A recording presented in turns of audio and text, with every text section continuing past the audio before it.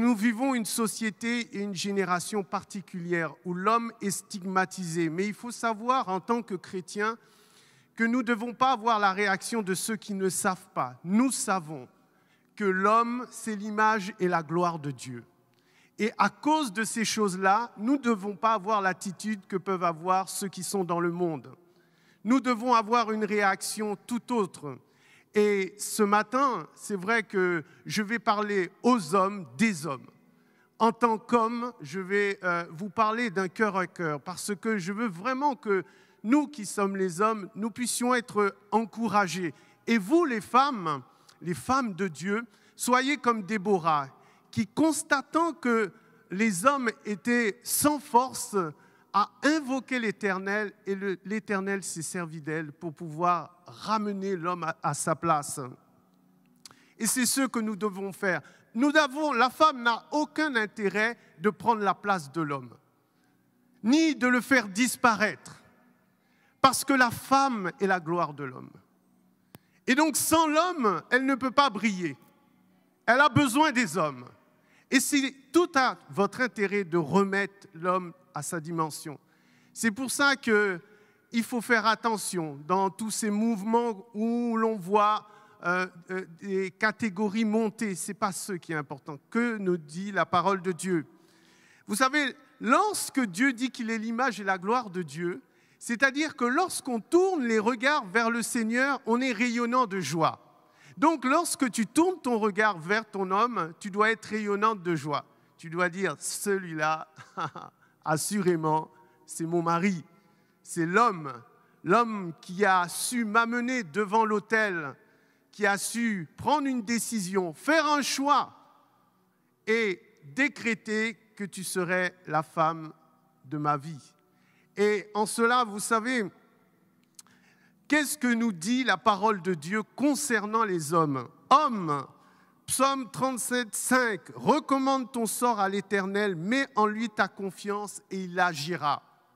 Voilà ce que Dieu demande aux hommes ce matin, c'est que tu mettes ta confiance en Dieu, non pas en toi, mais en lui et en lui seul. Vous savez, on a perverti l'image de l'homme.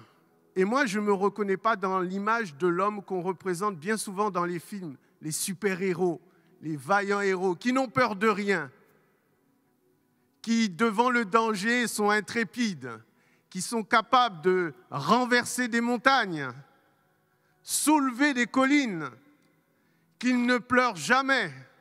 Bon, je ne les vois jamais éduquer leurs enfants non plus.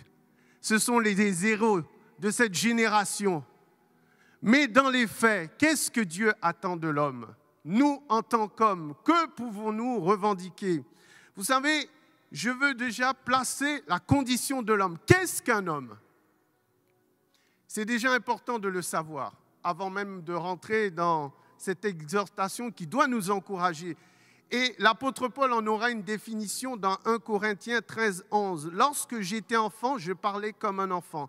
Je pensais comme un enfant, je raisonnais comme un enfant. Lorsque je suis devenu homme, j'ai fait disparaître ce qui était de l'enfant. » Amen.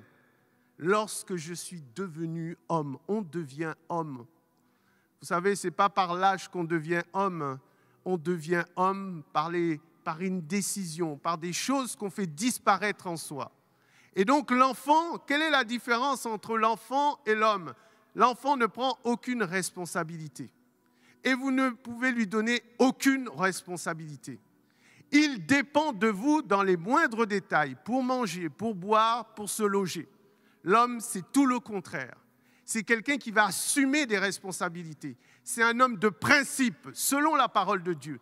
C'est quelqu'un qui a confiance en Dieu et qui s'appuie sur le Seigneur pour pouvoir faire la volonté de Dieu. Sans Dieu, l'homme n'est rien. Il a besoin d'avoir ce contact avec Dieu pour pouvoir impacter sa famille, sa génération. Donc, lorsque tu as fait disparaître de ce qui est l'enfant, donc tu as besoin, je t'encourage, fais disparaître tout ce qui est de l'enfant au-dedans de toi et deviens l'homme que Dieu veut pour toi. Et donc, pour pouvoir faire disparaître ces choses, dans Timothée, Voilà ce que nous dit la parole de Dieu, 2 Timothée 2, 22, « Fuis les passions de la jeunesse et recherche la justice, la loi, la charité, la paix avec ceux qui invoquent le Seigneur d'un cœur pur. » Fuis les passions. Ce matin, je t'encourage à fuir tes passions. Fuis les passions de la jeunesse. Vous savez, je suis toujours surpris d'entendre que des gens, encore à un âge certain, continuent à jouer à des jeux vidéo, à des Game Boy, à des PlayStation. D'accord, on peut faire ça un moment, mais à un moment donné, passe à autre chose. Passe à autre chose. Laisse l'industrie des jeux en faillite. Et toi, cherche à accomplir ce pourquoi Dieu t'a appelé. Mais ce n'est sûrement pas dans les jeux vidéo, ce n'est sûrement pas dans les consoles de jeux, ce n'est sûrement pas dans toutes ces distractions. Vous savez, lorsque vous êtes dans les distractions, bien souvent vous perdez la cible sur laquelle vous êtes focalisé. Et des fois, il faut peu de choses. Donc, fuis les passions de ta jeunesse. Moi, à un temps, effectivement, je jouais aux jeux vidéo, mais quand je suis devenu adulte, ces choses-là m'ont paru comme inutiles. Et elles doivent te paraître comme inutiles. Et quand je te dis ça, ne sois pas choqué. Je préfère que tu sois choqué et que tu prennes la direction que Dieu veut pour toi, que de rester toujours dans ces attitudes qui sont contre-productrices. Ceux qui sont à Jésus-Christ ont crucifié la chair avec ses passions et ses désirs. Si tu es en Christ, normalement tu as crucifié ces passions-là. Toutes ces passions de la chair, tu les as crucifiées parce que tu es en Christ. Homme, parce que tu es homme de Dieu, tu as d'autres priorités, d'autres prérogatives beaucoup plus importantes et beaucoup plus sensées que celles que le monde te propose. Passer du temps à regarder la télé, mais c'est non productif. Tu n'arriveras à rien en passant ton temps à regarder la télé. Vous savez, moi, lorsque j'ai connu le Seigneur, certes, le seul modèle d'un homme que j'avais, c'était l'image paternelle. Et c'est vrai que, vous savez, nous sommes de cette génération où les parents, le père surtout, c'était le patriarche. Lorsqu'il rentrait dans la maison, il ne faisait rien du tout. Tout était pour l'épouse. Et donc, elle se fatiguait à élever les enfants, à nourrir le foyer. C'était elle qui, en fin de compte, gérait toute la maison. Moi, quand j'ai grandi, j'ai dit non, moi, cette image-là, je ne la veux pas. Je ne veux pas de cette image-là. Et j'ai refusé intérieurement d'être ce que mon père a été. Et donc, quand j'ai connu le Seigneur, effectivement, Dieu nous change, Dieu nous transforme. Dieu nous donne un cœur humain à réaliser les souffrances et les difficultés que peuvent avoir une femme. Et lorsqu'on est chrétien, on est sensible, on a un cœur. On a un cœur, nous, en tant qu'hommes. On n'est pas des hommes bloqués, figés, durs dans leur entendement. Non, on est capable de comprendre et se mettre à la place des autres pour pouvoir aider les autres. C'est pour ça que le Seigneur nous dira en tant qu'homme, homme, mari, aimez vos épouses. Parce que parfois, le cœur de l'homme est dur. Le cœur de l'homme est parfois dur. Mais avec le Seigneur, tout est possible. Et lorsque tu as compris qu'il faut faire disparaître toutes les passions de ta jeunesse, à ce moment-là, Dieu te donne les vrais objectifs de ta vie. Il te dit, car, comme il a dit à Jérémie, car je connais les projets que j'ai formés sur toi, projets de paix et non de malheur, afin de te donner de l'avenir et de l'espérance. Lorsque tu commences par une décision personnelle à faire le choix de choisir Dieu, Dieu te donne sa vision qu'il a. Non pas ta vision pour ta vie, mais sa vision pour ta vie. Dieu te donne à changer. Et alors, tu vois, d'un seul coup, les choses qui n'étaient pas montées dans le cœur de l'homme commencent à monter petit à petit, parce que Dieu a un plan. Et lorsque j'ai connu le Seigneur, tout naturellement, le mariage est arrivé comme une évidence devant moi. Le Seigneur a dit dans Genèse, « Il n'est pas bon que l'homme soit seul. » Je le répète ce matin à tous les hommes qui nous suivent, « Il n'est pas bon que tu sois seul. » Et certains pourront évoquer tellement de conditions, mais je te dis ce matin, ce que le Seigneur a dit lorsqu'il a regardé sa créature, qu'il avait faite, il n'a dit, il n'est pas bon que l'homme soit seul, je lui ferai une aide semblable à lui. Et ce matin, sache que tout homme que tu as une aide quelque part qui t'attend et qui soupire après le Seigneur. Il est temps pour toi de te lever et de prendre tes responsabilités. Et moi, tout naturellement, le Seigneur m'a montré la femme de ma vie, celle avec qui je me suis marié, qui en ce moment, selon la situation, est aux Antilles. Et vous savez, ma femme peut être assurée que pendant le temps où elle sera partie, la maison ne sera pas en désordre. Et que je n'aurai pas maigri. Et que le linge, il ne sera pas sale sur moi. Ah non! Non, un homme selon le cœur de Dieu, il sait s'adapter aux situations. Il n'est pas dépourvu. Dieu veille sur lui. Dieu lui donne l'intelligence et la sagesse. Donc ma maison sera rangée. J'ai éduqué mes enfants. Vous savez, parfois on parle, mais les hommes savent faire. Ils savent ce qui est bon pour faire. Oui. Ton épouse est à la maternité, toi tu t'occupes des autres qui sont restés avec toi. Mais oui, tu gères. Tu es le chef. Et comme chef, normalement tu as l'intelligence d'un chef. Et un chef sait organiser les choses. Mais oui, un chef, ça sait organiser. Dieu t'a donné un potentiel. Tu gères. Tu sais comment faire. Et quand tu fais bien, ton épouse a confiance en toi. Oui, elle a confiance en toi. Ma carte bancaire est avec mon épouse pendant que je vous parle. J'ai confiance en elle. Et non, je n'ai pas peur. Mais oui, femmes, soyez les femmes sages que les hommes recherchent dans la parole de Dieu. Et vous verrez, les choses s'accompliront. Dieu a un plan pour toi. Tu n'es pas n'importe qui. Ta valeur se prouve dans les décisions que tu prends. Et même si tu te trompes, invoque-le. Au jour de la détresse, il te répondra. Il te répondra au jour de la détresse. Je voudrais vraiment inviter les hommes à rentrer dans des vraies décisions. Je suis toujours surpris de voir que les hommes sont là pour butiner, goûter. Ils sont comme des géniteurs, jamais là pour prendre leurs responsabilités. Moi, je suis de celui qui veut prendre et qui a pris ses responsabilités. Je prends mes responsabilités à cœur parce que je sais que j'aurai des comptes à rendre à Dieu. Vous savez, lorsque Ève a péché, ce n'est pas Ève en premier qu'on a appelé, c'est l'homme. Adam, où étais-tu? Ah oui, oui. Alors, c'est vrai, nous devons être un exemple pour cette génération. Et si les hommes chrétiens étaient vraiment des exemples, vous verriez plus de personnes venir à l'église. Beaucoup plus.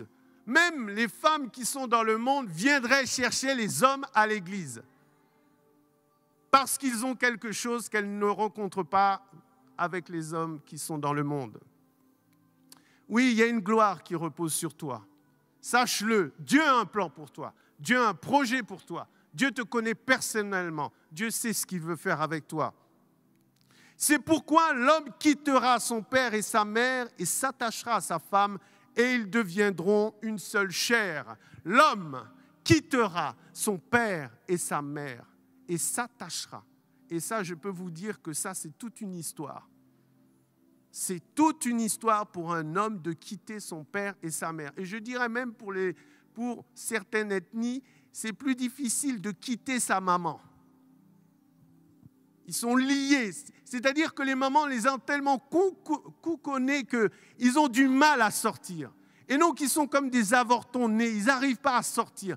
Et moi, ça a été l'une de mes difficultés, moi, en tant qu'homme, c'est de me séparer de ce lien invisible qui me retenait à ma mère. Mais quand Dieu m'a fait connaître mon épouse, un choix s'est imposé devant moi. Celui de choisir ma mère ou celui de choisir ma femme. Et vous savez, des fois, ce n'est pas évident. Mais le choix, Dieu m'a aidé à choisir mon épouse. Amen. Parce qu'il y en a qui n'arrivent jamais à faire ce choix-là. Ils aiment leur maman autant que leur épouse. Et ce n'est pas possible. On ne peut pas aimer deux. Ou tu haïras l'autre, ou tu aimeras l'autre. Donc, il y a un moment donné, il faut que tu fasses un choix. On ne te dit pas d'abandonner ta maman, on te dit de faire un choix. Et donc, le choix a été de choisir mon épouse. Quand tu es un homme, tu prends des décisions et tu t'engages. Donc, je voulais dire 3 choses, 3 P. il faut être un homme de prière, il faut être un homme de principe et il faut être un homme de la parole de Dieu. Que le Seigneur vous bénisse. Je vais juste élever une prière pour tous les hommes. Parce que, vous savez, la génération qui rejette l'homme, insidieusement rejette Dieu. Et oui, parce que Dieu, l'homme est l'image et la gloire de Dieu. Tu ne rejettes pas Dieu, mais si tu rejettes celui qui l'a créé à son image, tu le rejettes, lui, en fin de compte. Et donc, l'intérêt de notre génération, c'est de ramener l'homme dans son identité, celle où Dieu l'avait créé. Éternel Dieu Tout-Puissant, Dieu de gloire, de compassion et de miséricorde, ce matin, j'élève ton nom et je te glorifie. C'est toi qui as créé l'homme à ton image et à ta gloire. Et ce matin, que ta parole transperce les cœurs. Donne-nous à marcher selon ta volonté et à accomplir les desseins que tu as placés sur chacun de nous. Donne à l'homme de pouvoir sortir de tout ce que l'ennemi a tissé sur lui pour l'empêcher de révéler ta gloire. Seigneur, manifeste-toi et révèle-toi dans le cœur de tous les hommes au milieu de nous ce matin, Seigneur. Qu'une parole, Seigneur, touche leur cœur, pénètre leur vie et leur donne à prendre une décision. Seigneur, tu as créé l'homme à ton image, Seigneur, et nous voyons l'image que tu as été capable. Nous voyons ce que tu as été capable de faire, de mourir à la croix pour des personnes qui ne t'aimaient pas. Ce matin, Seigneur, que l'homme puisse lui aussi, tel que tu as été, un exemple pour nous aujourd'hui, être un homme selon ton cœur, un homme sensible, un homme charitable, un homme plein de bonté, un homme qui aime comme tu nous as aimés. Seigneur, glorifie-toi au milieu des hommes du CRC, du MIDH. Donne-leur à pouvoir rentrer dans leur accomplissement et à pouvoir apporter la bonne odeur de Christ au milieu de cette génération. Père, je bénis ton nom parce que seul tu es Dieu sur la terre et dans les cieux. Seigneur, à toi seul la gloire. Tu as dit dans ta parole, si l'Éternel ne bâtit la maison, celui qui l'a bâti en vain. Seigneur, donne-nous à être de ceux qui bâtissons notre maison avec toi. Je t'ai prié au nom de Jésus-Christ de Nazareth. Amen.